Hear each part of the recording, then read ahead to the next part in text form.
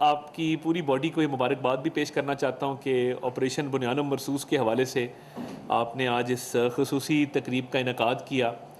اور دیکھیے یہ اس بات کی دلیل ہے کہ مارکہ حق میں آپریشن بنیان مرصوص میں پوری قوم متحد تھی، متفق تھی، اور وہ اپنی آرمڈ فورسز کے ساتھ کھڑی تھی. اور میں اس وقت جب اسمبلی میں بھی تقریر کی تو میں نے وہاں بھی اس بات کا اظہار کیا کہ آج ہم پولیٹیکل ڈیوائیڈ سے بھی مبرہ ہیں. آج کوئی اپوزیشن نہیں ہے، کوئی گورنمنٹ نہیں ہے. آج مل کے دشمن کی آنکھوں میں آنکھیں ڈال کے جواب دینے کا وقت ہے. اور دیکھیے کامیابی تبھی ملتی ہے کہ جب قوم کے اندر اتحاد و اتفاق ہو. اور آپ دیکھیں گے کہ مارکہ حق کے دوران جو منفرد تصویریں آپ کو نظر آئیں گی تو اس کے اندر ایک بارڈر کی تصویر ہے جس پہ ایک فوجی کے ساتھ ایک سویلین بھی رائفل لیے کھڑا ہے اور وہ بھی ڈرون کا نشانہ لے رہا ہے. تو یہ کچھ تصویریں ہیں جو تاریخ میں جو ہیں وہ ایک نقش کر گئی ہیں اپنا مقام. پوری قوم اس مارکہ حق کے اندر متحد تھی.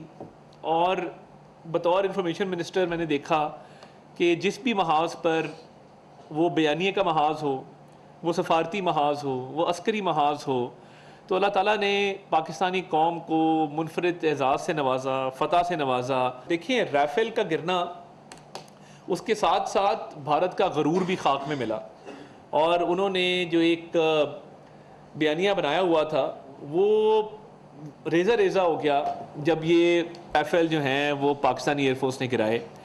ہماری ایئر فورس، ہمارا ایئر ڈیفنس سسٹم، میں سمجھتا ہوں کہ اس نے پوری دنیا میں اپنا ایک مقام بنایا ہے اور لوگ آج اس کی تعریف اور تعظیم کر رہے ہیں.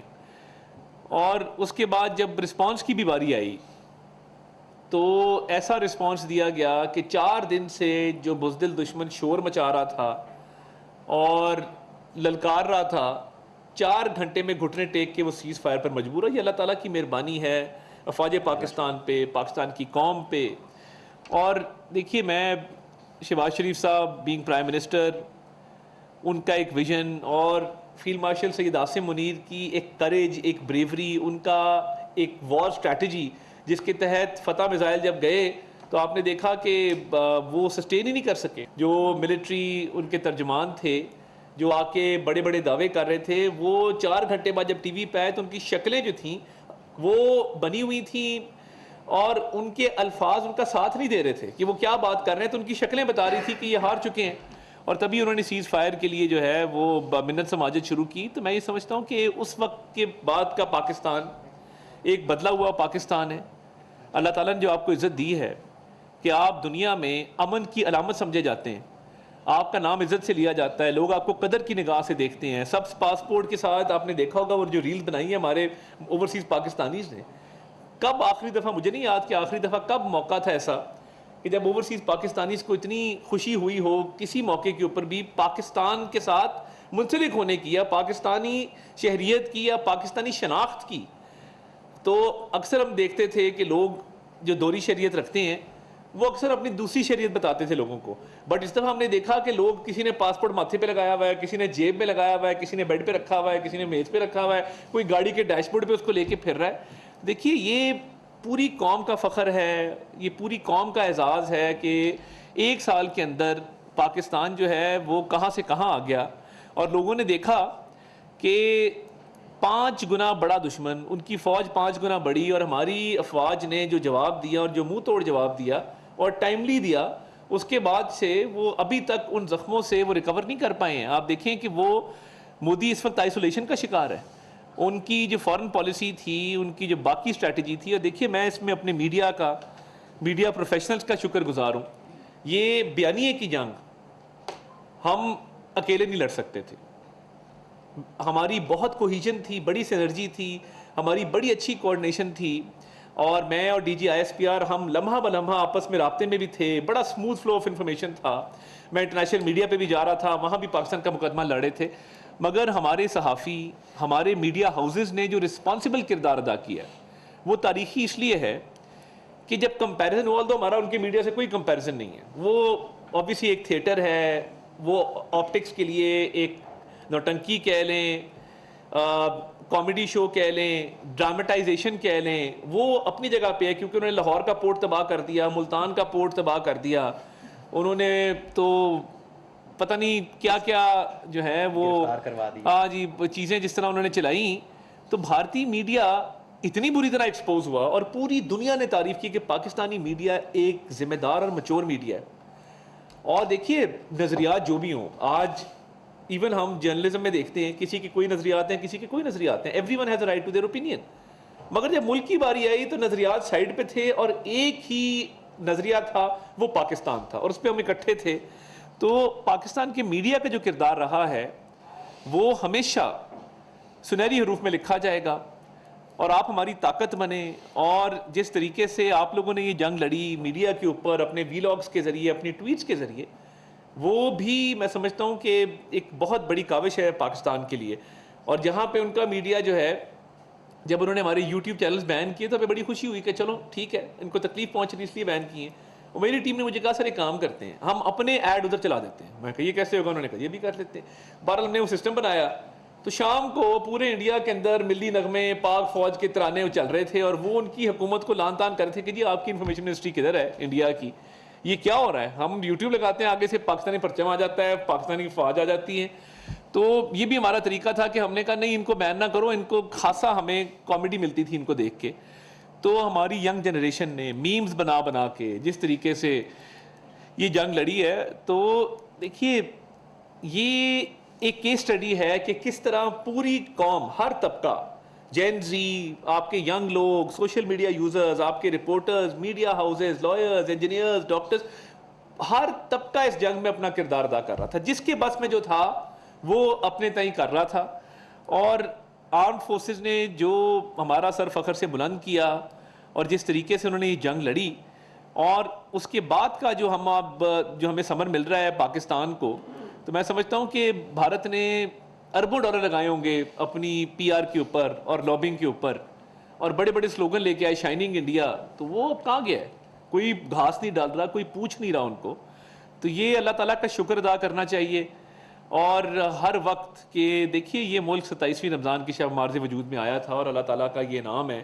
اور یہاں کے جو رہنے والے ہیں یہ اس بات کو محسوس کر سکتے ہیں کہ اللہ تعالیٰ کی مدد جو تھی وہ شامل حال تھی.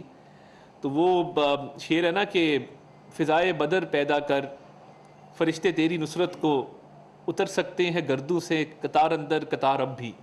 تو یہ تو ہم سب نے بھی محسوس کیا اور سب نے دیکھا کہ اس جنگ کے اندر آپریشن بنیانم مرصوص میں، اور بنیانم مرصوص واقعی بن کے دکھایا، سٹیل وال بن کے دکھایا. یہ سٹیل وال بنی جب عام فورسز اور عوام مل کے کھڑے ہوئے اور انہوں نے دشمن کا مقابلہ کیا.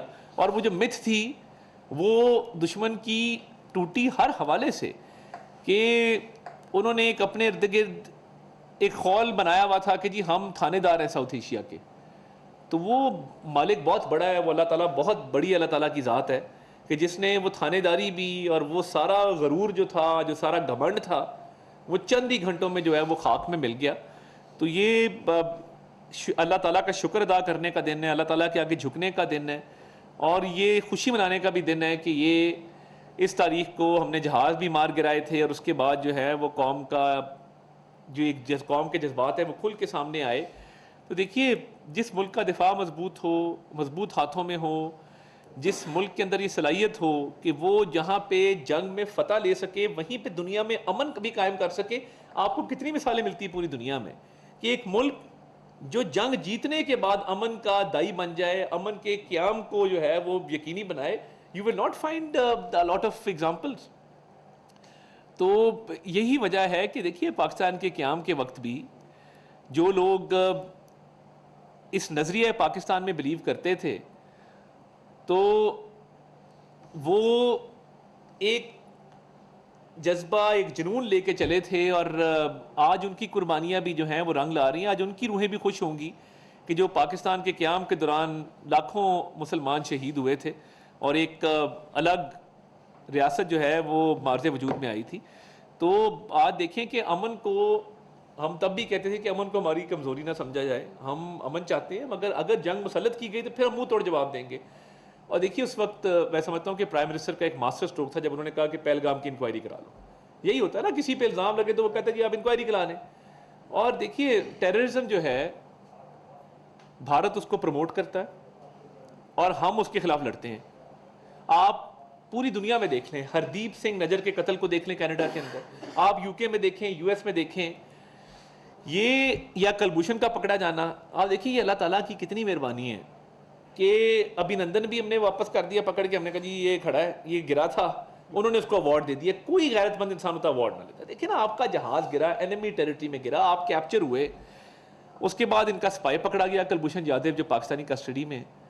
تو یہ ٹیررزم کو پروموٹ کرنے والے لوگ ہیں, ہم ٹیررزم کے خلاف لڑنے والے لوگ ہیں. ان کا یہ پرابلم ہے کہ انہوں نے ٹیررزم ان کا انٹرنل ایشو ہے, اس کو یہ ایکسٹرنل ایشو بتاتے ہیں, اور کشمیر جو ہے وہ انٹرنیشنل ایشو ہے, اس کو وہ انٹرنل ایشو بتاتے ہیں. تو وہ اپنے انٹرنل ایشوز کو ایکسٹرنلائز کر رہے ہیں اور ایکسٹرنل ایشوز کو انٹرنلائز کر رہے ہیں. جس ریاست کی اتنی کنفیوژن ہو کہ ایکسٹرنل انٹرنل کے اندر وہ فرق نہ بتا سکے, تو پھر جو ہے وہ شکست ہی اس کا مقدر ہوتی ہے, اور یہی ہم نے دیکھا.